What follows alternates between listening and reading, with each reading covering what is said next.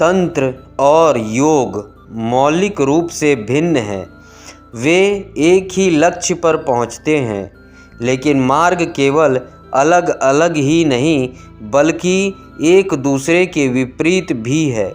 इसलिए इस बात को ठीक से समझ लेना जरूरी है। योग की प्रक्रिया तत्व ज्ञान प्रणाली विज्ञान भी है, योग विधि भी है, योग दर्शन नहीं है। तंत्र की भांति योग भी क्रिया विधि उपाय पर आधारित है। योग में करना होने की ओर ले जाता है, लेकिन विधि भिन्न है। योग में व्यक्ति को संघर्ष करना पड़ता है, वह योद्धा का मार्ग है। तंत्र के मार्ग पर संघर्ष बिल्कुल नहीं है, इसके विपरीत उसे भोगना है, लेकिन होशपूर्वक, बोधपूर्वक। योग होशपूर्वक दमन है, तंत्र होशपूर्वक भोग है। तंत्र कहता है कि तुम जो भी हो परम तत्व उसके विपरीत नहीं है, यह विकास है। तुम उस परम तक विकसित हो सकते हो। तुम्हारे और सत्य के बीच कोई विरोध नहीं है, तुम उसके अंश हो। इसलिए प्रकृति के साथ संघर्ष की, तनाव की, विरोध की कोई ज़रूरत नहीं है। तुम्हें प्रकृति का उपयोग करना है, तुम जो भी हो उसका उपयोग करना है ताकि तुम उसके पार जा सको। योग में पार जाने के लिए तुम्हें स्वयं से संघर्ष करना पड़ता है। योग में संसार और मोक्ष, तुम जैसे हो और जो तुम हो सकते हो, दोनों एक दूसरे के विपरीत है। दमन करो, उसे मिटाओ जो तुम हो, ताकि तुम वह हो सको जो तुम हो सकते हो। योग में पार जाना मृत्यु है। अपने वास्तविक स्वरूप के जन्म के लिए तुम्हें मरना होगा। तंत्र की दृष्टि में योग एक गहरा आत्मघात है। तुम्हें अपने प्राकृतिक रूप, अपने शरीर, अपनी वृत्तियों, अपनी इच्छाओं को, सब कुछ को मार देना होगा, नष्ट कर देना होगा। तंत्र कहता है तुम जैसे हो उसे वैसा ही स्वीकार करो। तंत्र गहरी सी गहरी स्वीकृति है अपने और सत्य के बीच।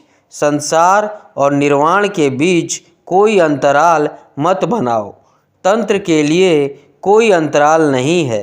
मृत्यु ज़रूरी नहीं है।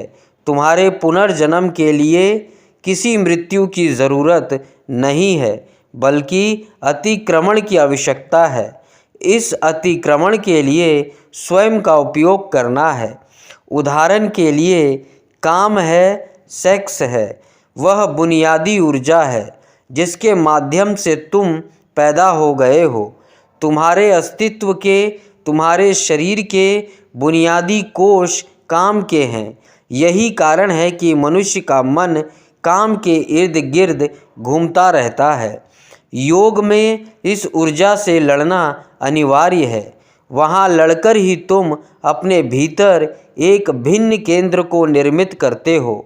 जितना तुम लड़ते हो उतना ही तुम उसे भिन्न केंद्र से जुड़ते जाते हो। तब काम तुम्हारा केंद्र नहीं रह जाता। काम से संघर्ष निश्चित है।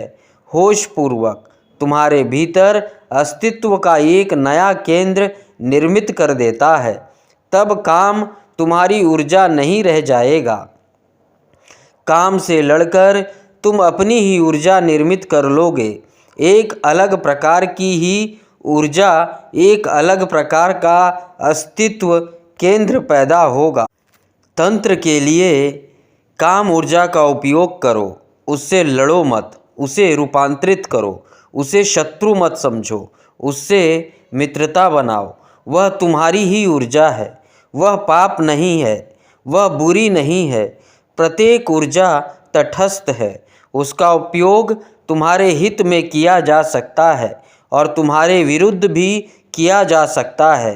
तुम उसे अवरोधक भी बना सकते हो और सीढ़ी भी बना सकते हो। उसका उपयोग हो सकता है।